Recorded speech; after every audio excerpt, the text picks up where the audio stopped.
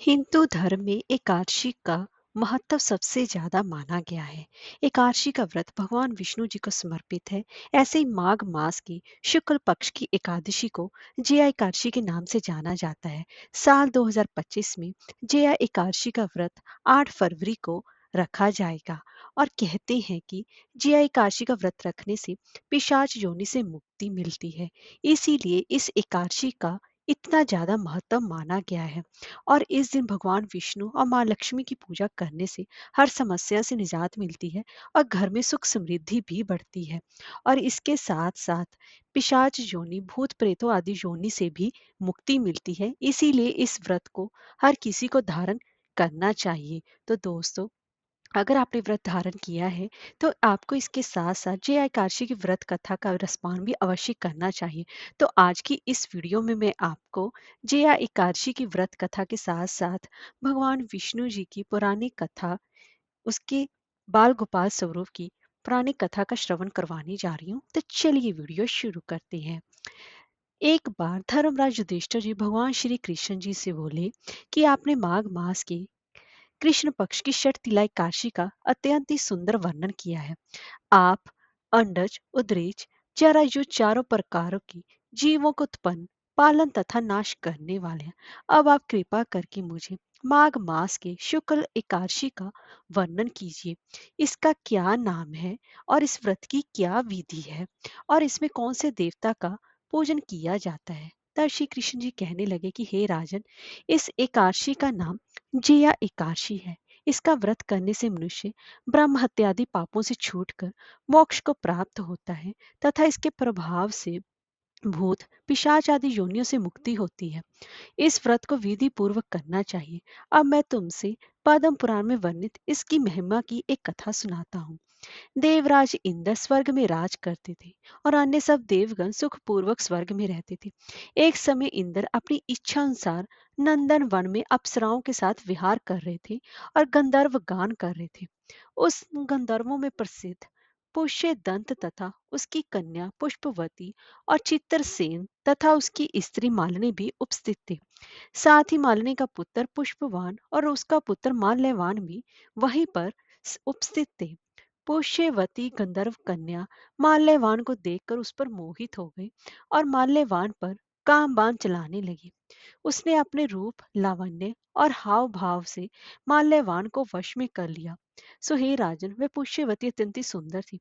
अब इंद्र को प्रसन्न करने के लिए गान करने लगी, परंतु परस्पर मोहित हो जाने के कारण उनका चित्त भ्रमित हो गया था। इनके ठीक प्रकार न गाने तथा स्वर ताल ठीक नहीं होने से इंद्र इनके प्रेम को समझ गया और उन्होंने इसमें अपना अपमान समझकर उनको श्राप दे दिया। इंद्र ने कहा कि हे मूर्खो, तुमने मेरी आज्ञा का उल्लंघन किया है, इसलिए तुम्हारा धिक्कार है। अब तुम दोनों स्त्री पुरुष के रूप में मृत्यु लोक में जाकर पिशाच रूप धारण करो और अपने कर्मों का फल भोगो। इंद्र का ऐसा श्राप सुनकर वे अत्यंत ही दुखी हुए और हिमालय पर्वत पर दुख पूर्वक अपना जीवन व्यतीत करने लगे। उन्हें गंध, रस तथा स्पर्श आदि का कुछ भी ज्ञान नहीं था। वहां उनको महान दुख मिल रहे थे। उन्हें एक क्षण के लिए भी निद्रा नहीं आती थी। उस जगह अत्यंत ही शीत था। इससे उनके रोंगटे खड़े रहते और मारे शीत के वह दांत बजाते रहते। एक दिन पिशाच ने अपनी स्त्री से कहा कि पिछले जन्म में हमने ऐसे कौन से पाप किए थे जिससे कि हमको ये दुखदायी पिशाच योनि प्राप्त हुई है। इस पिशाच योनि से तो नरक का दुख ही सहना सबसे उत्तम माना गया है। अंत अब हमें किसी प्रकार का पाप नहीं करना चाहिए। इस प्रकार विचार करते हुए वह अपने दिन व्यतीत कर रहे थे। दैव योग से तभी माघ मास में शुक्ल पक्ष की जया नाम का एकादशी आए। उस दिन उन्होंने कुछ भी भोजन नहीं किया और ना ही कोई पाप कर्म ही किया। केवल फल फूल खाकर ही दिन व्यतीत किया और सायंकाल के समय महान दुख से पीपल के वृक्ष के नीचे बैठ गए। उस समय सूर्य भगवान अस्त हो रहे थे। उस रात को अत्यंत ठंड भी पड़ रही थी। इस कारण वे दोनों शीत के मारे अत्यंत ही दुखित होकर मृतक के समान आपस में चिपटे हुए पड़े रहे। उस रात्रि को भी उनको निद्रा नहीं आई। सो हे राजन, जय एकादशी के उपवास और रात्रि के जागरण से दूसरे दिन प्रभात होते ही उनकी पिशाच योनि छूट गई। अत्यंत ही सुंदर गंधर्व और अप्सरा कि देह धारण कर सुंदर वस्त्र आभूषणों से अलंकृत होकर उन्होंने स्वर्गलोक को प्रस्थान किया। उसी समय आकाश में देवता उनकी स्तुति करते हुए पुष्प वर्षा करने लगे। स्वर्गलोक में जाकर इन दोनों ने देवराज इंद्र को प्रणाम किया। इंद्र इनके पहले रूप को देखकर अत्यंत ही आश्चर्यचकित हुआ और पूछने लगा, तुमने अपनी पिशाच योनि से किस तरह छुटकारा पाया, वो सब मुझे बताओ। तब माल्यवान बोले कि हे देवेंद्र, भगवान विष्णु जी की कृपा और जया एकादशी के व्रत के प्रभाव से ही हमारी पिशाच देह छूटी है। तब इंद्र बोले कि हे माल्यवान, भगवान की कृपा और एकादशी का व्रत करने से न केवल तुम्हारी पिशाच योनि छूट गई, वरन हम लोगों के भी वंदनीय हो गए, क्योंकि विष्णु और शिव के भक्त हम लोगों के वंदनीय हैं। अंत आप धन्य हैं। अब आप पुष्यवती के साथ जाकर विहार करो। तब श्री कृष्ण जी कहने लगे कि हे राजा युधिष्ठिर, इस जया एकादशी के व्रत से बुरी योनि छूट जाती है। जिस मनुष्य ने इस एकादशी का व्रत किया है, उसने मानो सब यज्ञ, तप, जप, दान आदि कर लिए। जो मनुष्य जया एकादशी का व्रत करते हैं, वे अवश्य ही हजारों वर्षों तक स्वर्ग में वास करते हैं। अब मैं आपको भगवान विष्णु जी की दूसरी पौराणिक कथा श्रवण करवा रही हूँ। किसी एक गांव में एक निर्धन जुलाहा दंपति रहा करते थे। जुलाहे के नाम था सुंदर और उसकी पत्नी का नाम था लीला। दोनों पति पत्नी अत्यंत ही परिश्रमी थे। सारा दिन परिश्रम करते रहते, सुंदर सुंदर कपड़े बनाते, किंतु उनको उनको बनाए हुए वस्त्रों की अधिक कीमत नहीं मिल पाती थी। दोनों ही अत्यंत संतोषी स्वभाव के थे। जो मिलता उसी से संतुष्ट होकर एक टूटी फूटी झोपड़ी में रहकर अपना जीवन निर्वाह कर रहे थे। वे दोनों ही भगवान श्री कृष्ण जी के परम भक्त थे। दिन भर के परिश्रम के बाद जो समय मिलता, उसी से ही दोनों वह भगवान के भजन कीर्तन में वह समय व्यतीत करते। सुंदर बाबा के पास एक तानपुरा और एक खड़ताल थी। जब दोनों मिलकर भजन गाते तो सुंदर तानपुरा बजाता और लीला खड़ताल। फिर तो दोनों भगवान के भजन को ऐसे खो जाते कि मानो उनकी भूख प्यास की चिंता ही नहीं रहती थी। यूं तो दोनों संतोषी स्वभाव की थी। अपनी दीनहीन अवस्था के लिए उन्होंने कभी भी भगवान को उलाहना नहीं दिया था और इसी में ही अपने जीवन में प्रसन्न भी थे। किंतु एक दुख उन्हें हमेशा ही सदा कचोटता रहता था। उनकी कोई भी संतान नहीं थी। इसको लेकर वो सदा ही चिंतित रहा करते थे। पर फिर भी वह सदा भगवान में मगन रहते। इसको भी उन्होंने भगवान की लीला समझकर ही स्वीकार कर लिया था और निष्काम रूप से श्री कृष्ण जी के प्रेम भक्ति में डूबे रहते। जब उनकी आयु अधिक होने लगी तो एक दिन लीला ने अपने पति सुंदर से कहा कि हमारी कोई संतान नहीं है। कहते हैं कि संतान के बिना मुक्ति प्राप्त नहीं होती। अब हमारी आयु भी अधिक हो चली है, ना जाने कब बुलावा आ जाए। मरने के बाद कौन हमारी चिता को अग्नि देगा और कौन हमारे लिए तर्पण आदि का कार्य करेगा। कैसे हमारी मुक्ति हो सकेगी। तब सुंदर बोला, तो क्यों चिंता करती है, ठाकुर जी है ना, वही सब देखेंगे। सुंदर ने जब बात कह तो दी, किंतु वह भी चिंता में डूब गया। तभी उसके मन में एक विचार आया और वह नगर में गया और श्री कृष्ण जी के बाल गोपाल रूप की एक प्रतिमा ले आया। घर आकर बोला, अब तुझे चिंता करने की कोई आवश्यकता नहीं है। मैं यह बाल गोपाल लेकर आया हूँ। हमारे कोई संतान नहीं तो वह भी इन्हीं की तो लीला है। हम इनको ही अपने पुत्र के समान प्रेम करेंगे और यही हमारे पुत्र का दायित्व पूर्ण करेंगे और यही हमारी मुक्ति भी करेंगे। सुंदर की बात सुनकर लीला अत्यंत ही प्रसन्न हुई। उसने बाल गोपाल को लेकर अपने हृदय से लगा लिया और बोली कि आप बिल्कुल ठीक कह रही हैं। आज से यही हमारा लल्ला है। दोनों पति पत्नी ने घर में एक कोना साफ करके वहां के लिए स्थान बनाया और एक चौकी लगाकर उस पर बाल गोपाल जी को विराजित कर दिया।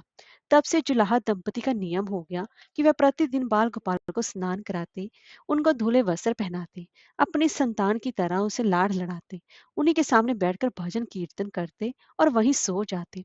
जुलाहा अपने हाथ से बाल गोपाल के लिए सुंदर वस्त्र बनाता और उनको पहनाता। इसमें उनको बड़ा ही आनंद आता। धीरे धीरे दोनों बाल गोपाल जी को अपने संतान के समान ही प्रेम करने लगे।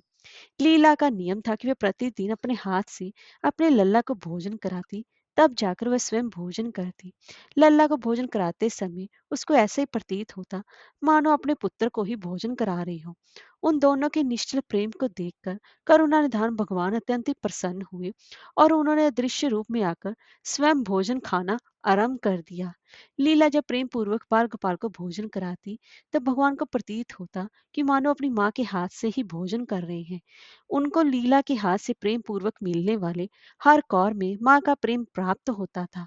लीलाधारी भगवान श्री कृष्ण स्वयं माँ की उस प्रेम लीला के वशीभूत हो गए, किंतु लीला कभी जान ही नहीं पाई कि वह स्वयं की स्वयं बाल गोपाल उसके हाथ से भोजन करते हैं। एक दिन कार्य बहुत अधिक होने के कारण लीला बाल गोपाल को भोजन कराना भूल गई। गर्मी का समय था, भरी दोपहर में दोनों पति पत्नी कार्य करते करते थक गए और बिना भोजन किए ही सो गए। उनको सोए अभी कुछ ही देर हुई थी कि उनको एक आवाज सुनाई दी, माँ बाबा, मुझको भूख लगी है। दोनों हड़बड़ाकर उठ गए। चारों ओर देखा कि आवाज कहाँ से आई है, किंतु कुछ भी दिखाई नहीं दिया। तभी लीला को स्मरण हुआ कि उसने अपने लल्ला को भोजन नहीं कराया। वह दौड़कर लल्ला के पास पहुंची तो देखा कि बाल गोपाल का मुख कुमलाया हुआ है। इतना देखते ही दोनों पति पत्नी वहीं उनके चरणों में गिर पड़े और दोनों की आंखों से आंसुओं की धारा बह निकली। लीला तुरंत भोजन लेकर आई और ना जाने कैसा प्रेम उमड़ा कि लल्ला को उठाकर अपनी गोद में बिठा लिया और भोजन कराने लगी। दोनों पति पत्नी रोते जाते और लल्ला का भोजन कराते जाते, साथ ही बार बार उनसे अपने अपराध के लिए क्षमा मांगते जाते। ऐसा प्रगाढ़ प्रेम देखकर भगवान अत्यंत ही द्रवित हो गए और अंतर्यामी भगवान श्री हरि साक्षात रूप में प्रकट हो गए। भगवान ने अपने हाथों से अपने इन रोते हुए माता पिता की आंखों से आंसू पोंछकर बोले कि प्रिय भक्तों में ही तुम्हारी भक्ति और प्रेम से मैं अत्यंत ही प्रसन्न हूँ। तुम चाहे जो वर मांग लो, मैं तुम्हारी प्रत्येक इच्छा पूर्ण करूंगा। इतना सुनते दोनों भगवान के चरणों में गिर पड़े और बोले कि दया निदान, अगर आप हमसे प्रसन्न हैं और स्वयं हमारे सन्मुख उपस्थित हैं, तो हमारा जीवन धन्य हो गया। अब इससे अधिक और क्या चाहिए? इससे अधिक किसी भी वस्तु की भला क्या महत्व हो सकता है? आपकी कृपा हम पर बनी रहे, बस इतनी ही कृपा करें। तब श्री हरि बोले कि यदि तुम चाहो तो तुम्हारे जीवन में संतान के अभाव को समाप्त करके तुम एक सुंदर संतान प्रदान करूंगा। यह सुनते ही सुंदर लीला एकदम व्याकुल होकर बोले, नहीं भगवान, हमको संतान नहीं चाहिए। उनका उत्तर सुनकर भगवान ने पूछा, किंतु क्यों? आपने अपने जीवन में संतान की कमी को पूर्ण करने के लिए ही तो मुझको अपने घर लेकर आए थे। यह सुनकर वे दोनों बोले कि प्रभु, हमको भय है कि यदि हमको संतान प्राप्त हो गई तो हमारा मोह संतान के प्रति बढ़ जाएगा और तब हम आपकी सेवा नहीं कर पाएंगे। उनका प्रेम और भक्ति से भरा उत्तर सुनकर करुणा निधान भगवान करुणा से भर उठे। स्वयं भगवान की आंखों से आंसू टपक पड़े। वे बोले, हे मैया, बाबा, मैं यहाँ आया था आपके ऋण को उतारने के लिए, किंतु आपने तो मुझको सदा सदा के लिए अपना ऋणी बना लिया। मैं आपके प्रेम का यह ऋण कभी नहीं उतार पाऊंगा। मैं सदा सदा तुम दोनों का ऋणी रहूंगा। मैं तुम्हारे प्रेम से अत्यंत ही प्रसन्न हूँ। तुमने अपनी निर्मल प्रेम से मुझको भी अपने बंधन में बांध लिया है।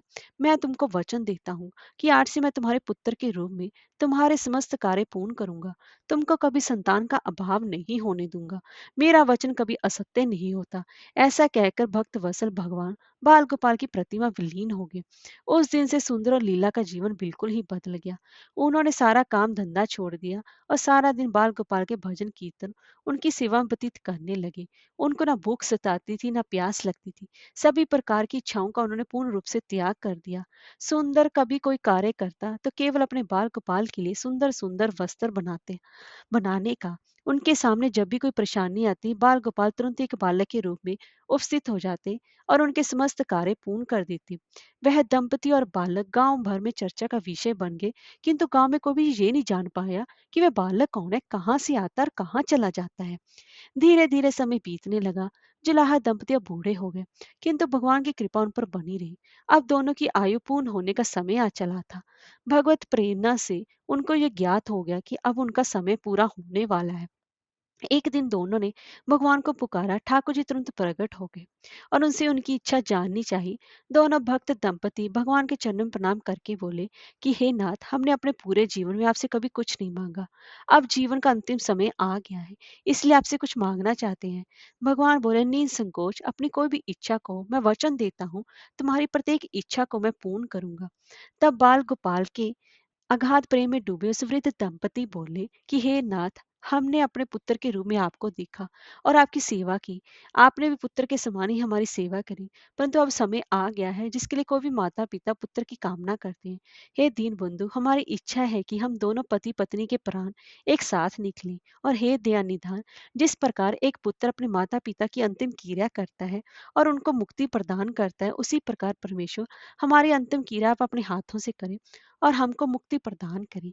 श्री हरि जी ने दोनों को उनकी इच्छा पूर्ण करने का वचन दिया और बाल गोपाल के विग्रह में विलीन हो गए। अंत में वो दिन आ पहुंचा जब प्रत्येक जीव को यह शरीर छोड़ना ही पड़ता है।